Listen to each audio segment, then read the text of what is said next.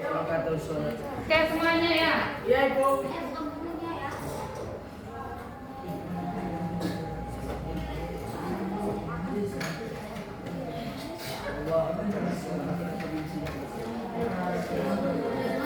Assalamualaikum warahmatullahi wabarakatuh.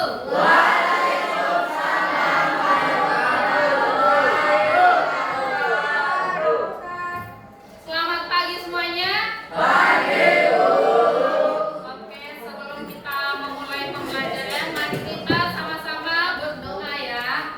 Dipimpin oleh teman kita. Silakan.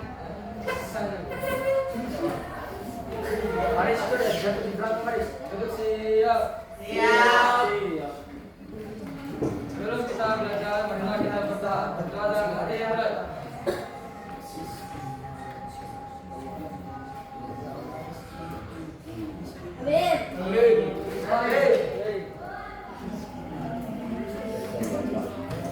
Oke, selanjutnya Ibu absen ya.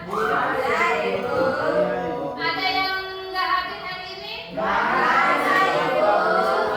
Ada semua. Oke, aman ya.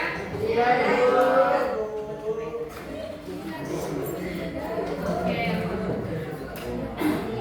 Di sini Ibu mau tanya, apa kalian pernah menggunakan foto atau video melalui Instagram atau IG? Apa aja yang ada di sana? Ada filter. Ada filternya, apa lagi? Bisa untuk membuat video Ibu. Bisa membuat video. Bisa berfoto ya, berfoto. Bisa lebih cantik. Bisa kegiatan. Oke. Banyak material Ibu. Oke, selain di Facebook, selain di IG, aplikasi apa lagi biasanya kalian menggunakan untuk bikin foto video? Telegram Ibu. Telegram, ya, banyak ya.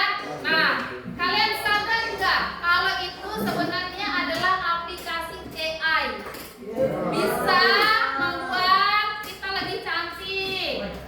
Kita yang tidak menggunakan lipstik bisa jadi menggunakan lipstik. Nah, ada emot-emot, gambar apa segala itu ya. Nah, itu adalah kecerdasan yang dibuat oleh manusia. Nah, atau yang disebut dengan AI. Oke. Nah, untuk lebih jelasnya, mari Ibu kita coba nonton video berikut ini. Ya Ibu.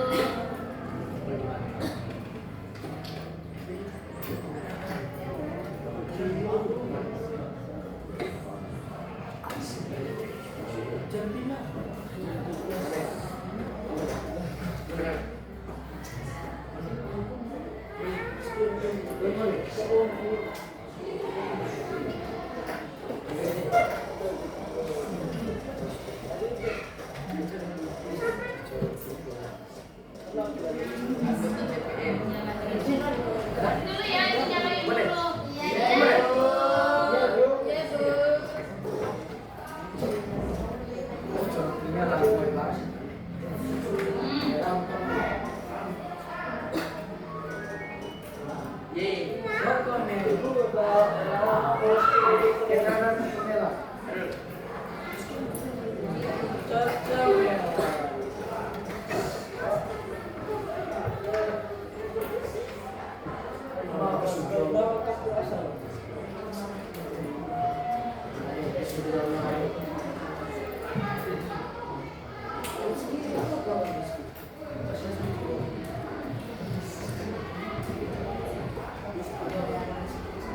Nah, di sini Ibu mau tampilkan ya video tentang AI.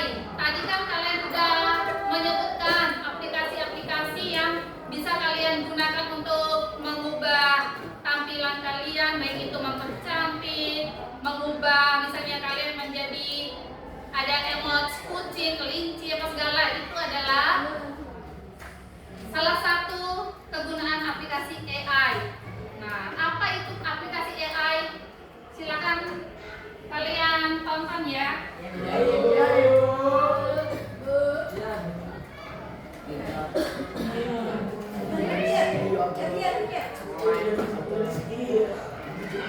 Namun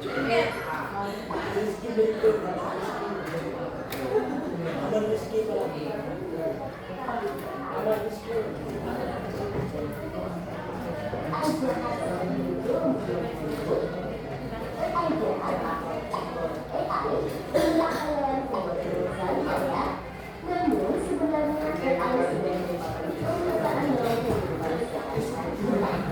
Kalau serem, apa hal pertama yang muncul di pikiranmu ketika mendengar kata AI atau kecerdasan buatan? Apakah AI jahat seperti di film-film Hollywood? AI jahat atau AI hanyalah khayalan pembuat film saja ya. Namun sebenarnya AI sudah merupakan kenyataan dalam kehidupan sehari-hari kita. Kalau sering menggunakan AI, ketika buka handphone, fitur fingerprint atau face unlock menggunakan AI untuk dapat mendeteksi sidik jari atau wajah kalian dengan lebih cepat. Ketika googling, adanya AI akan memberikan hasil pencariannya lebih sesuai dengan minat dan kebutuhan kalian. AI juga banyak digunakan pada berbagai aplikasi loh. Contohnya fitur deepfake pada Facebook yang mampu mengenali wajah yang ada di dalam foto. Dalam video juga menggunakan AI agar dapat menyesuaikan dengan bentuk wajah.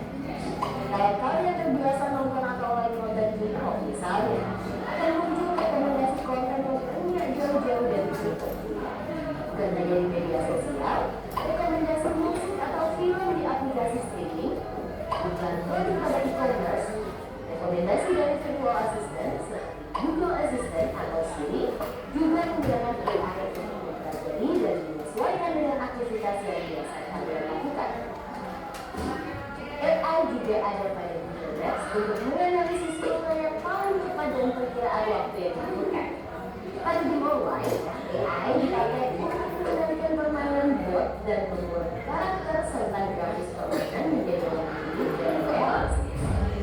Lalu, apa itu AI? AI atau Artificial Intelligence atau kecerdasan buatan adalah sistem yang memberikan mesin atau komputer untuk berpikir, belajar, dan melakukan tugas seperti manusia. Istilah AI muncul pada tahun 1956 dalam konferensi Davos yang diinisiasi oleh John McCarthy, seorang ilmuwan komputer asal Amerika Serikat. Di antaranya ada 4 ilmu dasar pada AI, yaitu reasoning, planning.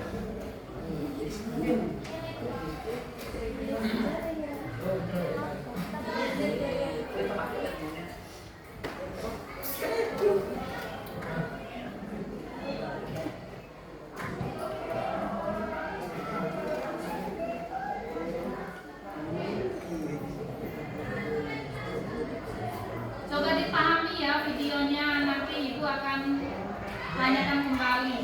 Iya, Ibu.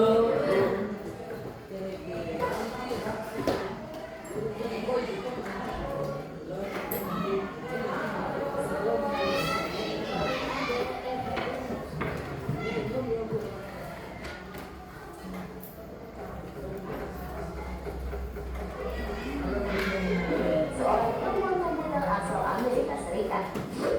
Di antaranya ada 4 teknik dasar pada AI, yaitu searching, reasoning, planning, dan learning.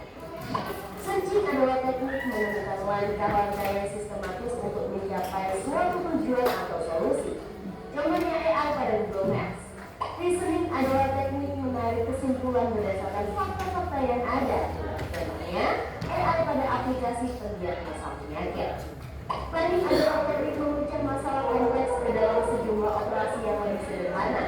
Contohnya AI pada mesin perakitan kendaraan. Learning adalah teknik mengajarkan pola-pola data untuk memperoleh pengetahuan. Contohnya AI pada sistem mobil tanpa pengemudi. Lalu, apa saja ya keunggulan menggunakan AI? AI dapat menyelesaikan tugas dengan cepat dan efisien sehingga dapat menghemat waktu dan sumber daya. AI dapat menganalisis data yang besar dan kompleks serta melihat pola dan tren dari data tersebut. AI dapat bekerja secara biasanya disebabkan oleh faktor kelelahan atau ketidakhadiran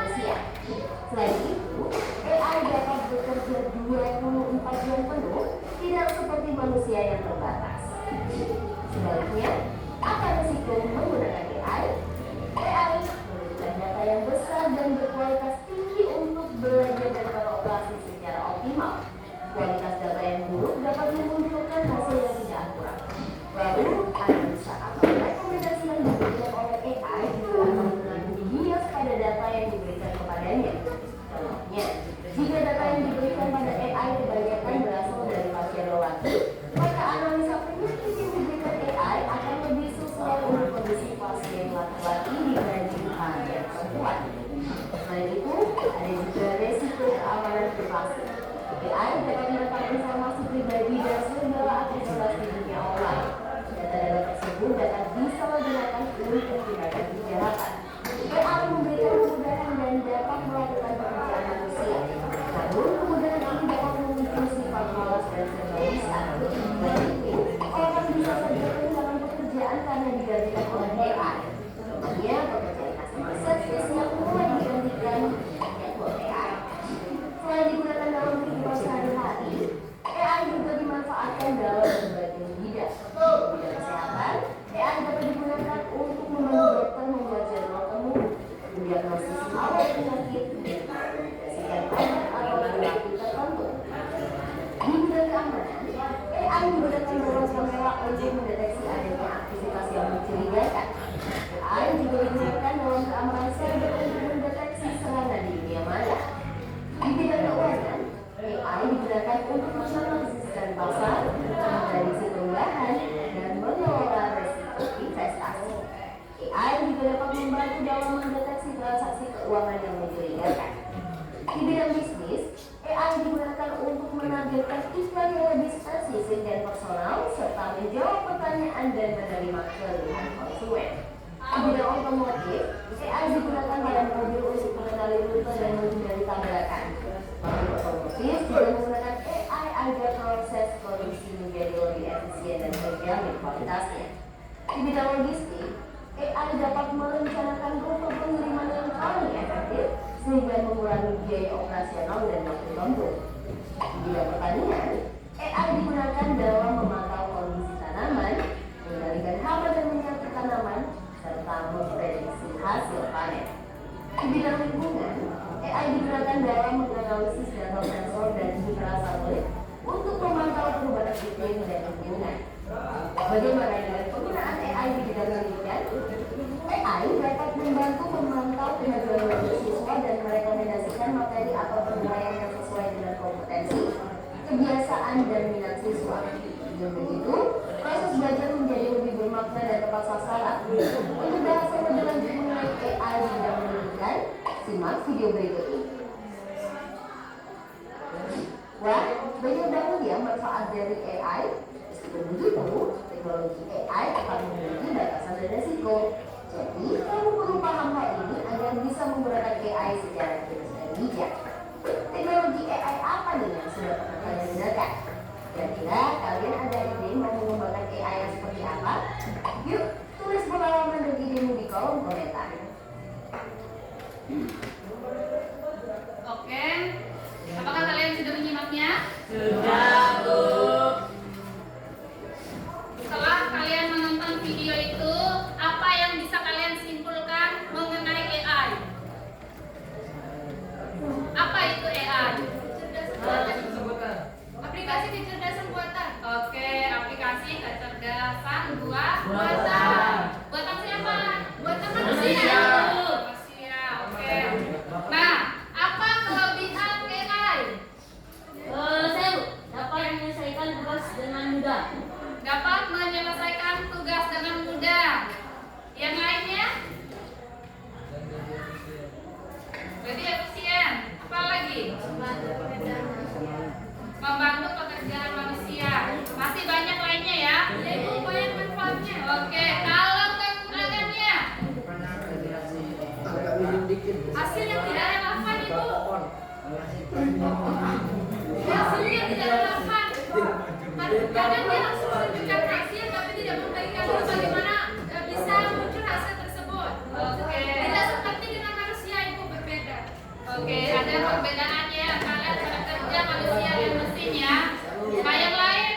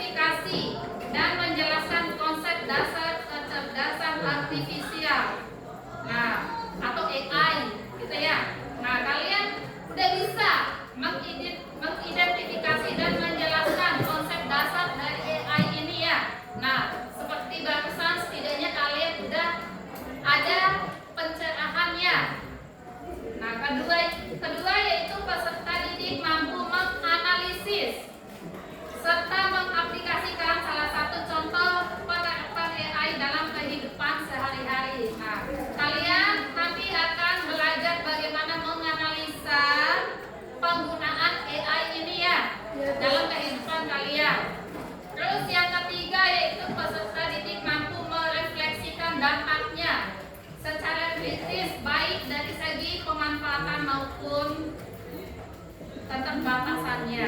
Nah, kalian bisa merefleksikan dampaknya ya. Tidak saja kelebihannya, tapi kalian juga harus mengetahui apa sih dampaknya gitu ya. Baik dari segi manfaat maupun keterbatasannya. Oke. Di sini Ibu sedikit menjelaskan ya. Halo.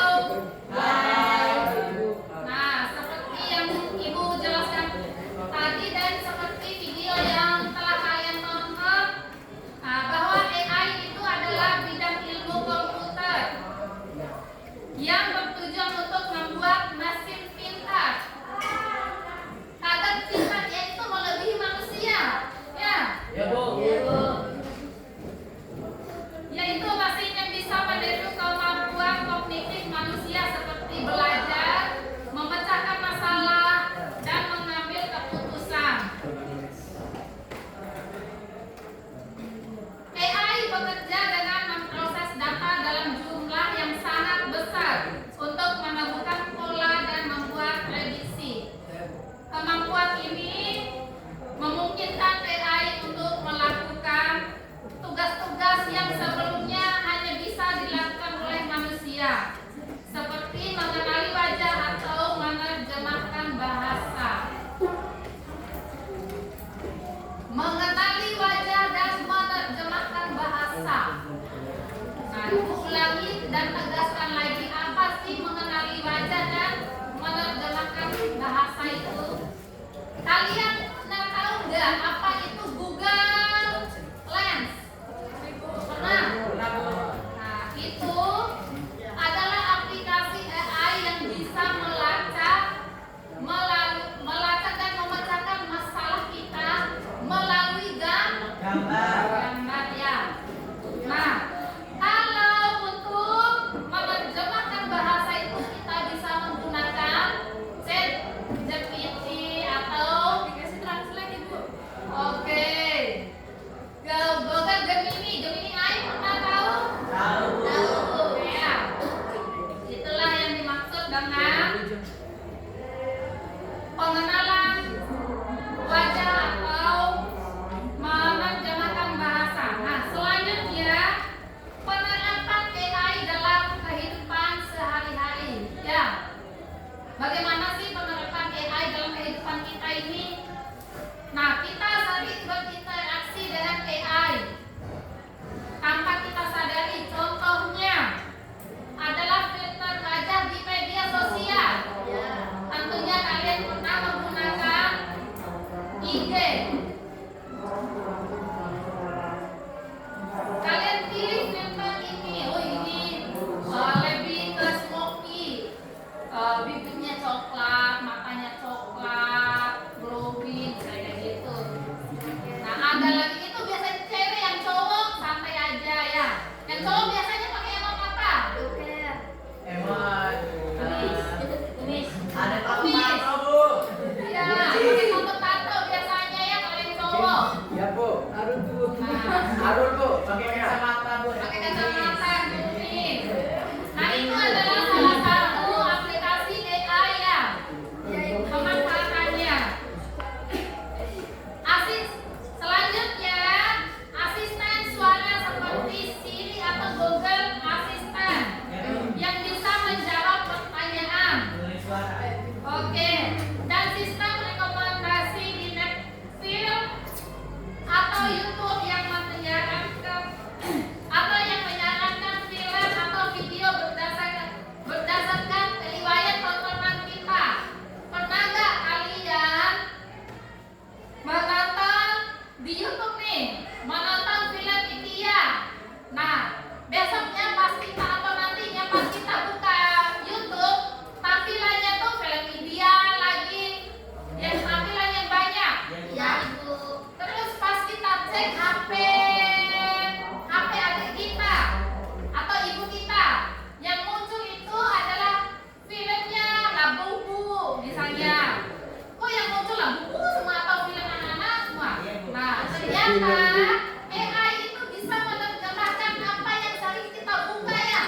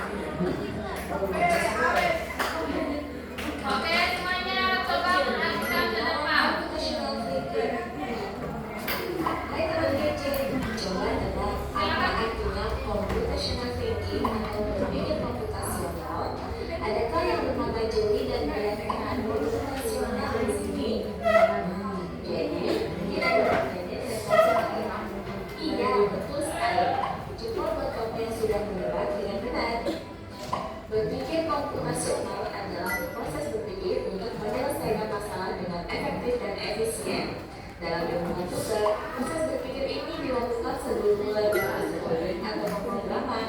Jika sudah direncanakan dengan baik, maka proses tertulis akan sesuai dengan kebutuhan dan dapat diselesaikan dengan cepat dan tepat. Tapi ternyata berpikir komputasional juga bisa dilakukan tanpa komputer dan tanpa internet loh. Malah sebenarnya kita pun sudah menerapkannya dalam kehidupan sehari-hari, mulai dari menghitung gigi, mencatat tugasan pelajaran, hingga menyiapkan tas untuk sekolah besok. Wah, kalau kita sudah bisa menerapkannya setiap hari, berarti kita semua sudah tahu dong. Sebelum tentu. Contoh-contoh tadi kan menerapkan berpikir komputasional pada masalah yang sederhana. Masih banyak nih masalah yang lebih kompleks, seperti misalnya mengatur keuangan bulanan, apa yang harus dilakukan kalau kamu tersisa di tahun baru, hingga memilih jurusan yang baru. Lalu yang lebih penting lagi, ketika kamu dewasa nanti, kamu akan menghadapi angka itu segi 4 dan bahkan 5. Di sini kamu perlu kecakapan untuk memanfaatkan dunia digital, mulai dari mencari dan memperoleh informasi yang kamu perlukan, hingga menggunakan informasi itu. Tolong dicermati ya. Ya Ibu. Menghadapi masalah kompleks kehidupan masa sekolah dan masa depan ini, seperti merencanakan coding yang sudah dibahas sebelumnya. Kuncinya adalah memahami masalah yang tuntas dan mencari cara menyelesaikan yang efektif dan efisien. Nah, kalau begitu, bagaimana agar kita bisa berpikir komputasional? Sekarang kita bahas ya, landasan dari berpikir komputasional. Yang pertama, dekomposisi. Dekomposisi artinya membagi masalah kompleks ke bagian yang lebih kecil agar mudah diselesaikan. Misalnya, kamu ditunjuk jadi ketua panitia lomba kecerdasan. Maka, untuk memudahkan pelaksanaan, kamu bisa menunjuk panitia bagian acara, konstruksi, publikasi, keamanan, dan lainnya. Yang kedua, pengenalan pola. Artinya mencari kesamaan dan pola di antara bagian-bagian masalah kompleks yang sudah dibincang.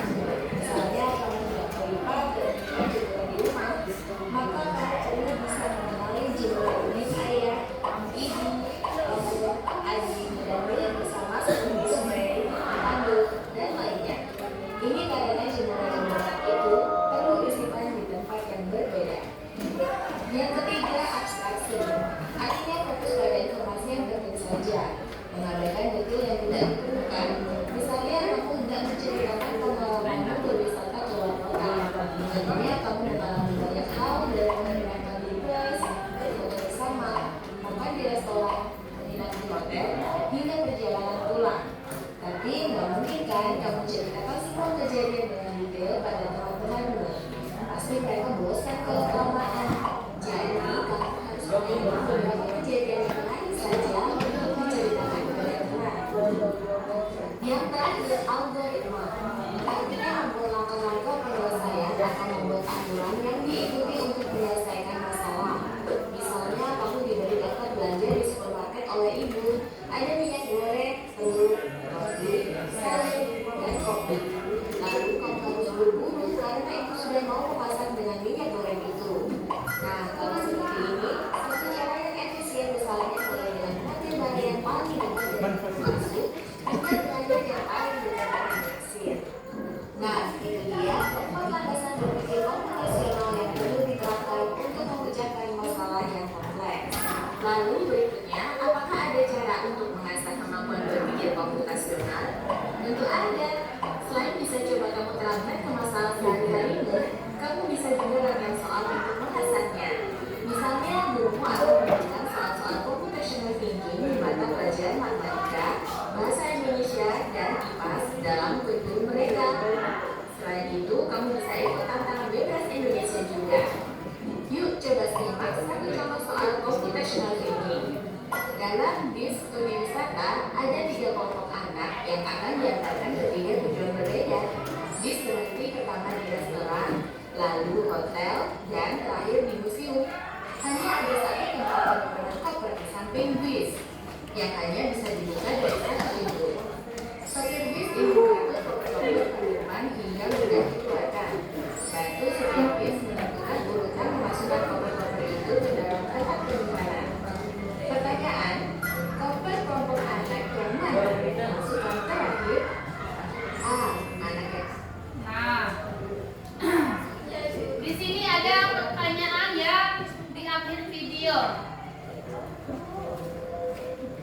ingin pergi ke museum. B. Anak yang ingin pergi ke kelompok anak yang supervis menentukan urutan. Pertanyaannya,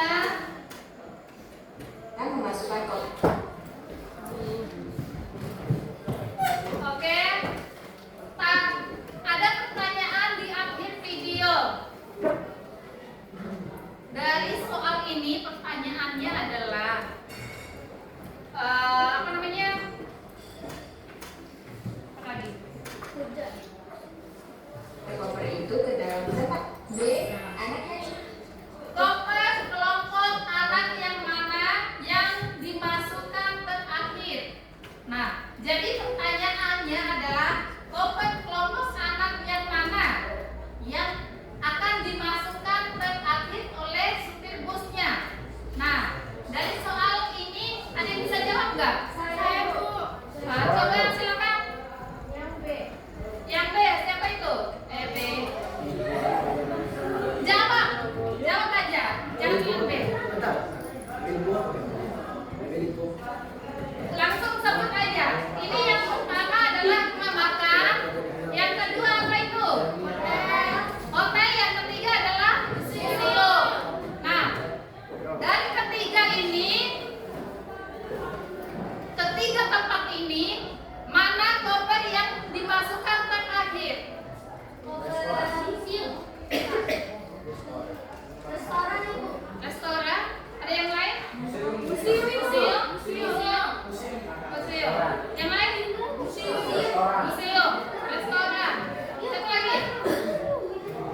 Yang jawab restoran itu apa alasannya? Mau makan juga udah dikeluarin lagi.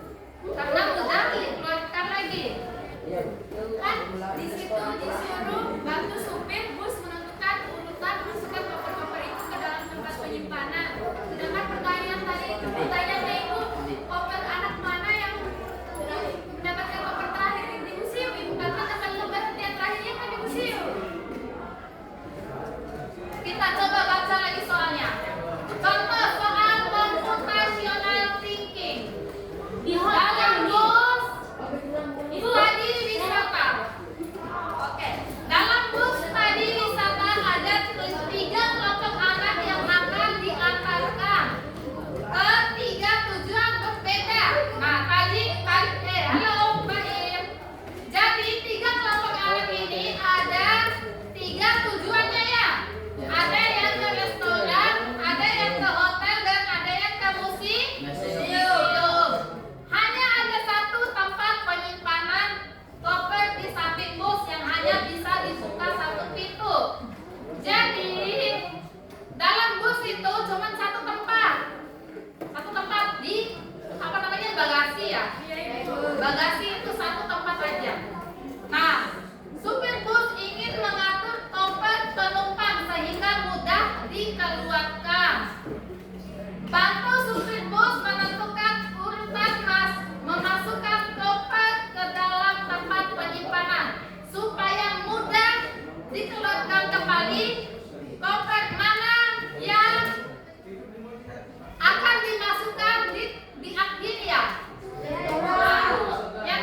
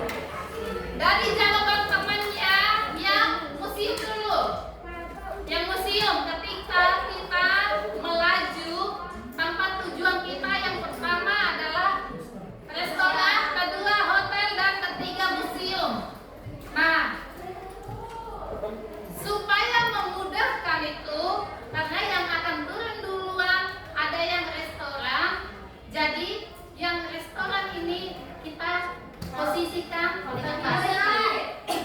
Berarti ada Iya, karena kalau kita masukkan dia paling awal, otomatis nanti dia paling belakang kan tempatnya. Iya, Ibu. Nah, jadi pas kita mau keluarkan alentala resto aula museum ke, Oh, iya, aula Ibu. museum ke. Padahal kan kita mau turunkan si restoran dulu. Iya, Ibu. Itu paham? Oh, paham, Ibu. Oke, jadi itulah yang dimaksud dengan berpikir komputasional ya. Bagaimana kita bisa mengurutkan, bagaimana kita bisa memisahkan ya. Siap, iya. Paham? Oke. Oke, lanjut. Selanjutnya Ibu ada tugas nih. Tugas kelompok. Nah, jadi Ibu bagi kelompok ya. Oke, pakai kelompok yang kemarin ya. Ya, kelompok 1. Ini kelompok 1, 2, 3, 4. Jadi kita ada 4 kelompok ya. Nah, soalnya adalah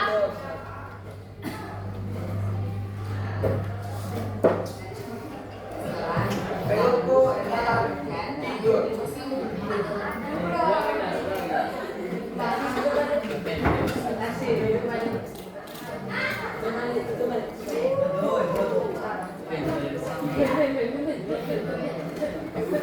Alam duduk.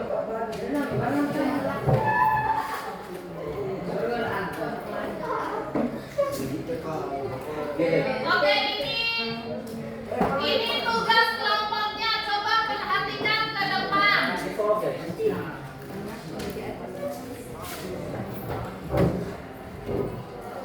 Tugas kelompoknya yaitu kalian tuangkan dalam satu lembar jawaban ya. Kalian tuangkan dalam satu lembar jawaban.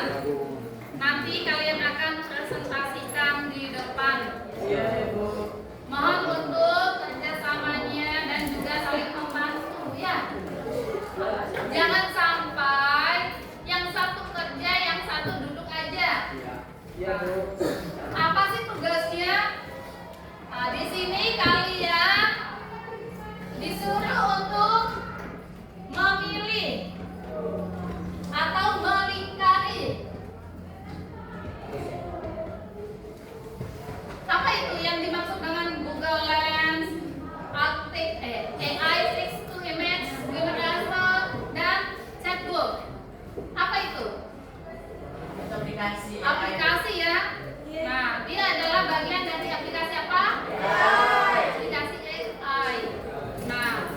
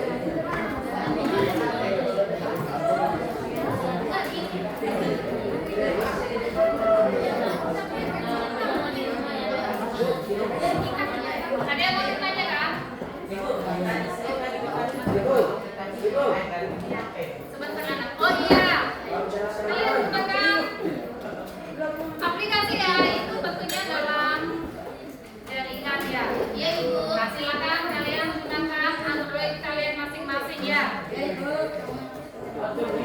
Ada anak tuh ada pertanyaan kan? Ini Bu, ini jelasin Bu nah. Oke. Kalian pilih salah satu dari aplikasi tersebut ya. Nah, kalian pilih, kalian bersama menggunakan Google Lens, ChatGPT atau yang lainnya. Pilih salah satu. Bagaimana sih cara kerjanya ya? Tadi kan sudah diberikan nggak? Ya. Iya, nanti kalian satu satu ya.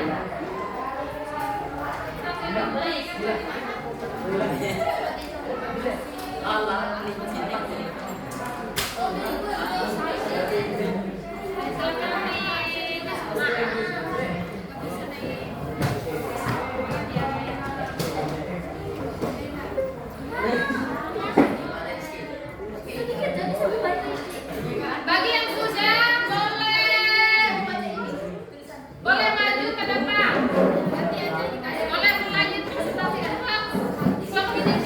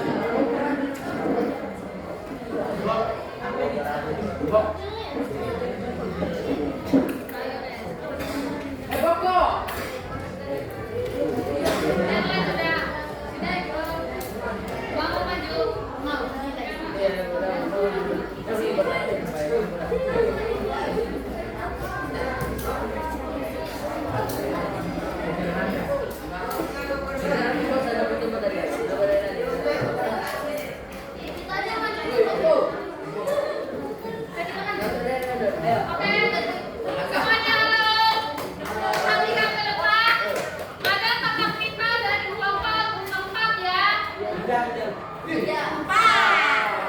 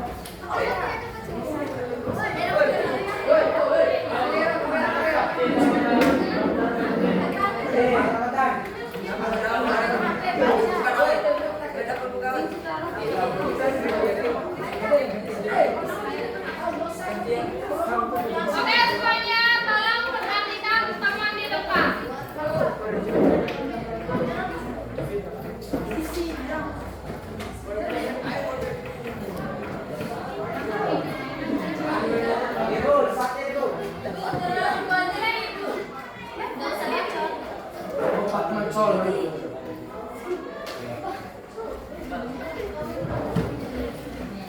silakan. Assalamualaikum warahmatullahi wabarakatuh.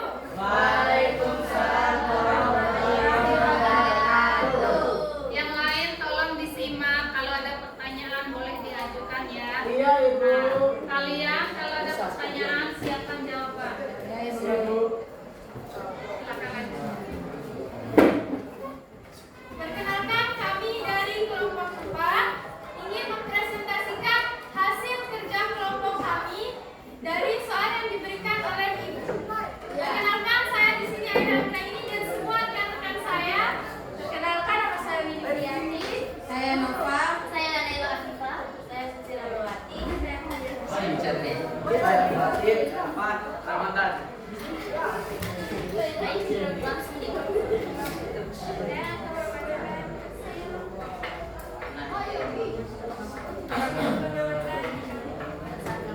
Pilihan aplikasi AI. Silakan, Ibu. Kasih besar. Eksplorasi fitur.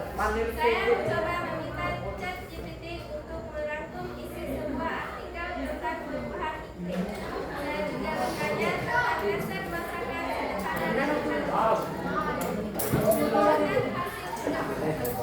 ChatGPT bisa merangkum artikel panjang dan ringkas dengan poin-poin penting.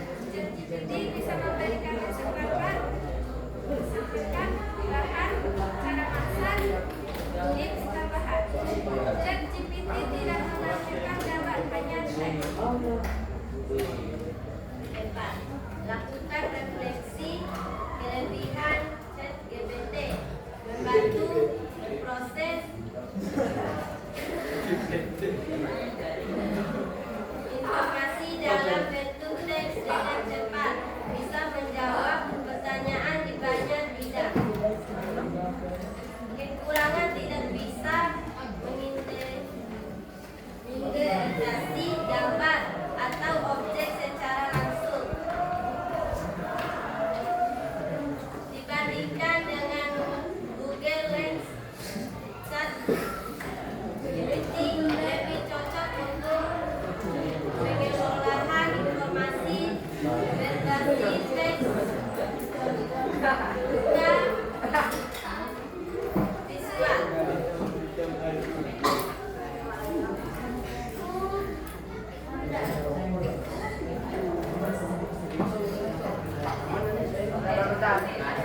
Oke.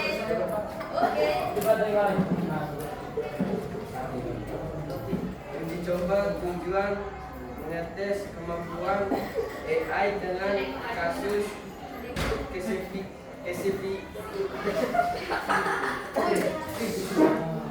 Tolong didengarkan ya yang lain. deskripsi pilihan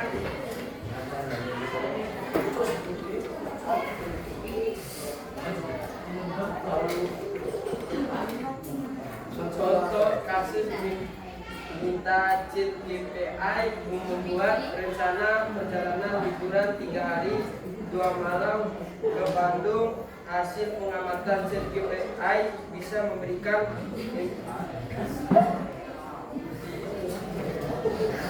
interaksi detail tempat wisata, sesuai pelajaran, rekomendasi kuliner dan pikiran. Waktu jawabannya cukup jelas dan terstruktur, namun beberapa rekomendasi tempat mungkin terlalu namun dan tidak menyeru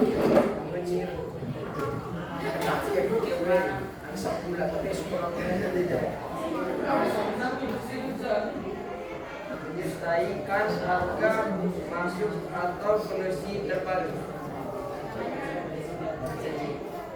Refleksi, kelebihan, jawab cepat, perinci dan memudahkan untuk menyusun rencana.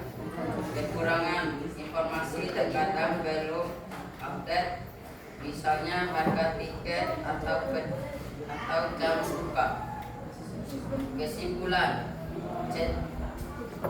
ChatGPT cukup akurat untuk membuat gambaran umum perjalanan tapi perlu dicek ulang ke sumber lain agar lebih valid.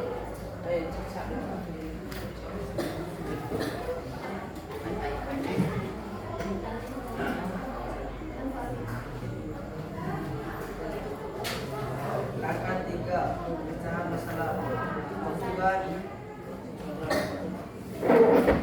Contoh, deskripsi masalah. Aku kesulitan membuat jawaban. Belajar yang efektif dengan teknik ChatGPT. Saya bisa membuatkan jawaban belajar berdasarkan kata pembelajaran, durasi belajar, dan waktu istirahat.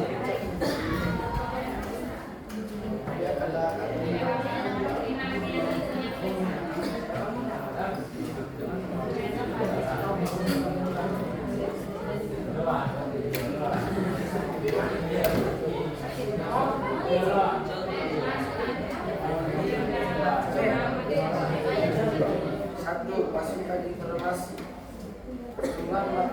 Dua, mata pelajaran, target waktu pelajaran, waktu kosong. 2, ChatGPT memberikan draft jawaban belajar. 3, saya biasa menyesuaikan kembali agar lebih cocok dengan kondisi pribadi. Bagaimana ChatGPT sudah apa tidak Contoh 2, deskripsi masalah. Aku ingin mencari tahu nama benda yang dilihat di museum. Bagaimana AI membantu? Yang pertama dengan menulis untuk memfoto benda tersebut. Yang kedua, Google Lens akan mencari informasi di internet tentang nama, sejarah, dan detail benda.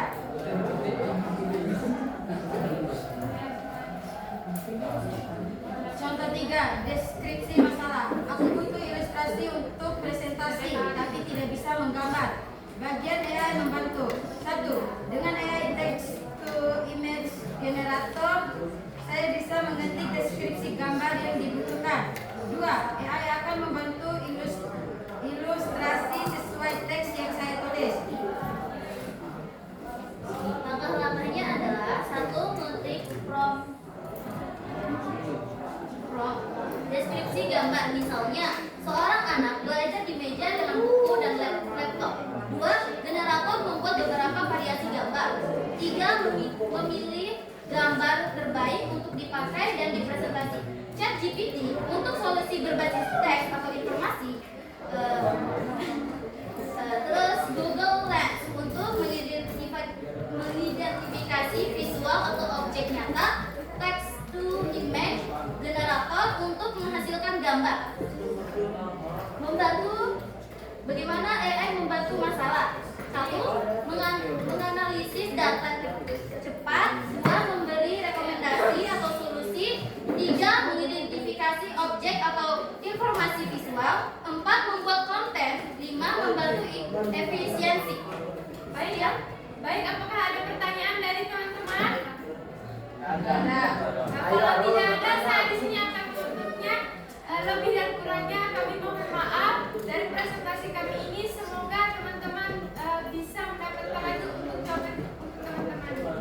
Oke, wassalamualaikum warahmatullahi wabarakatuh. Waalaikumsalam.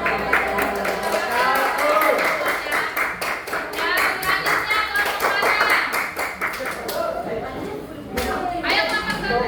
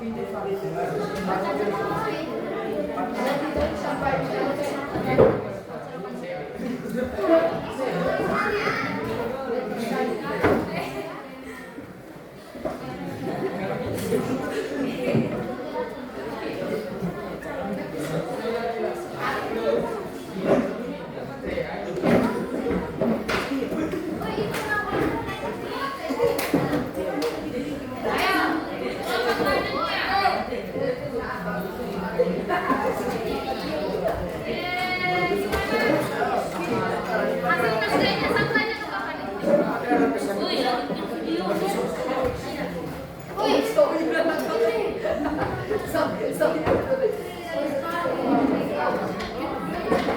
buka yang lain. Dosa-dosa kamu masuk neraka jahanam. Ibu, tadi tulis namanya.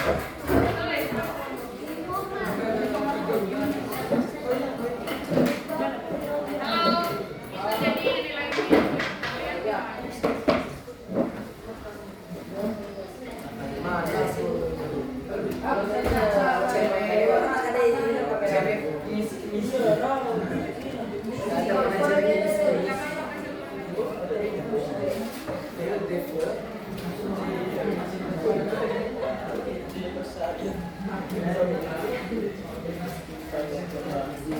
memang gak ada nilai ya.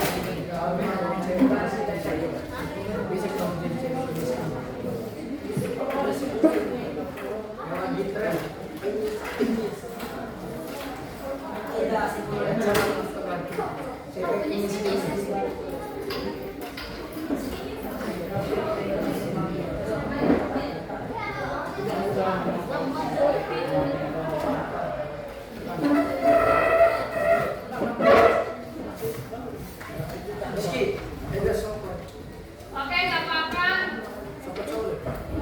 Selanjutnya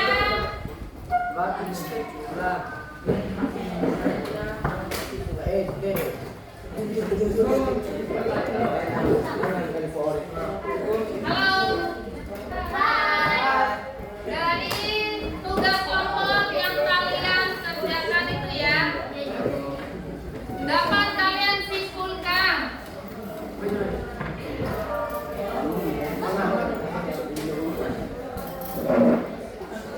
Halo. Dari tugas kelompok yang telah kalian lakukan, bagaimana sih cara kerja AI tersebut? Cepat. Apa yang kalian pilih? Nah, ChatGPT bagaimana cara kerjanya? Nah, sebenarnya dia melihat dulu kalimat apa yang Oke. dia Analisis. menganalisis Menganalisis data. Langsung Dan menentukan jawaban. memunculkan jawabannya. Oke ya. Kalau Google Lens, ada yang menggunakan Google Lens? Itu dengan menggunakan gambar yang diletakkan, lalu dia mengumpulkan hasil dari gambar yang telah ditulis. Oke. Ada yang lain? Ada yang pernah menggunakan aplikasi AI yang lain, Pak? Selain 3 aplikasi ini? Ada yang Bu? Oke. Cici, Cici. aplikasinya. Oke. Ya, generasi kayak Ibu. Oke, yang lain? Ibu ada Bu, circle to search itu AI produksi baru Bu. Kita tinggal saja mencari bagian yang kita ingin mencari objek tersebut. Kalau muncullah gambar itu. Oke. Ada yang lain lagi? Ternyata udah. Silakan. Ternyata sudah begitu banyak ya aplikasi AI yang kalian gunakan tanpa kalian sadari ya. Nah, dari hasil pembelajaran kita hari ini, dari apa yang telah kita pelajari dari tadi, apa yang bisa kalian simpulkan? Kita simpulkan adalah AI sangat membantu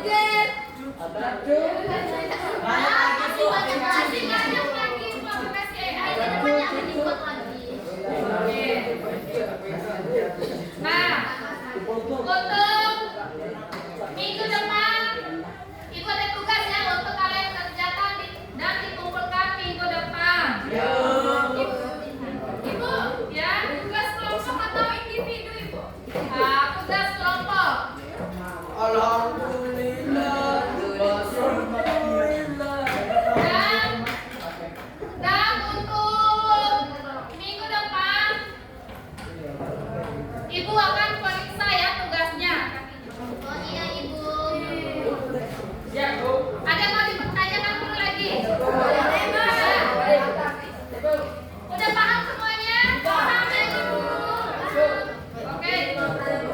Siapa? Silakan Pak Lin. Kalau nervous. Oke. Kalau ini. Berarti semua udah paham ya? Nah, minggu depan kita akan mempelajari tentang literasi ya.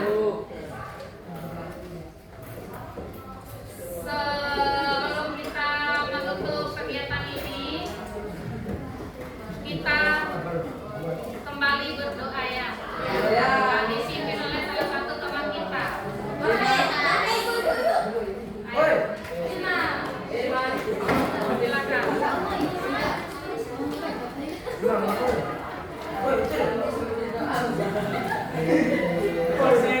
Siap. Sebelum kita mengakhiri pelajaran pada siang hari ini, sebaiknya marilah kita berdoa sesuai kepercayaan masing-masing. Berdoa di dalam hati mulai. Amin.